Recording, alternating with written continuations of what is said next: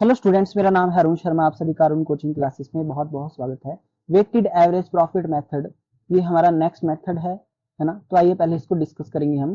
So this is a modified version of average profit method when profit shows a rising और falling trend, then weighted average profit method is preferred because it gives highest weightage to the profit of the most recent year in case of increasing trend, which is more likely to be earned in the future by the firm.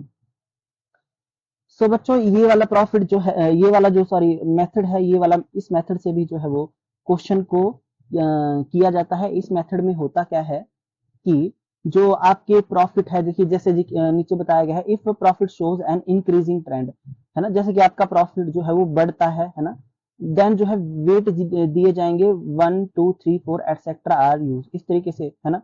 और अगर आपके जो profit है वो show करते हैं decreasing trend को, जैसे प्रॉफिट घट रहा है हर साल, तो then weights likely 4 3 2 1 are use जो है इस तरीके से मतलब किए जाएंगे। तो जनरली जो होता है आपका वो क्या होता है कि क्वेश्चन में वेट दिए होते हैं आपको पहले से ही, बस आपको इसको यूज करना होता है। ठीक है। So weights are to be used are given in the question. जो वेट आपने यूज करने होंगे वो आपको जो है ऑलरेडी यहाँ पे दे दिए गए होते हैं। ठीक है।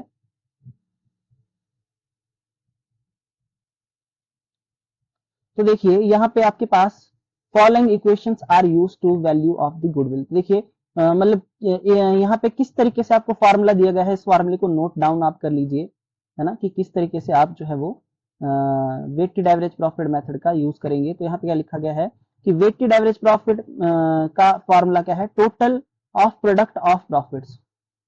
ठीक है, total of products of profit divided by total weights. ठीक है बच्चों। तो जो यहाँ पे प्रोडक्ट कैसे आता है, टोटल प्रोडक्ट्स ऑफ प्रॉफिट, जो आपके पास बच्चों प्रॉफिट दिया होता है ना, उसको उस प्रॉफिट को आप किससे मल्टीप्लाई करेंगे, वेट के साथ। ठीक है। तो आपके पास जो है क्या आ जाएगा, आपके पास जो है वो प्रोडक्ट आ जाएगा। ठीक है, आपके पास प्रोडक्ट आ गया, उसके बाद सभी प्रोडक्ट्स को प्लस करेंगे तो total of products of profit आपके पास आ जाएगा। और जो टोटल वेट होंगे, है ना, वेट का टोटल करना पड़ेगा आपको, तो मैं आपको करके दिखाऊंगा इस क्वेश्चन को। ठीक है। उसके बाद जब आपने वेटेड एवरेज प्रॉफिट निकाल लिया तो गुडविल कैसे आएगी, वेटेड एवरेज प्रॉफिट को मल्टीप्लाई करेंगे नंबर ऑफ ईयर परचेजेस से। तो बच्चों ये दो फॉर्मूले आप लिख लीजिए। और ये प्रोडक्ट कैसे फाइंड आउट होता है ना, जो भी हमारे प्रॉफिट्स होते हैं उसको वेट से मल्टीप्लाई किया जाता है, तो प्रोडक्ट हमारे हर साल के आ जाते हैं और उन प्रोडक्ट का फिर टोटल करना पड़ता है हमको। ठीक है। अच्छा, यहाँ पे क्या लिखा गया है, weighted average profit method is considered better than simple. देखिए ये मतलब जो है वो बेटर मेथड है सिंपल एवरेज प्रॉफिट से, है ना, because it assign more weightage to profits of the latest year, है ना, कि जो आपका लेटेस्ट ईयर होता है उसको मोर वेटेज यहाँ पे मतलब दी जाती है, which is more likely to be earn in the future.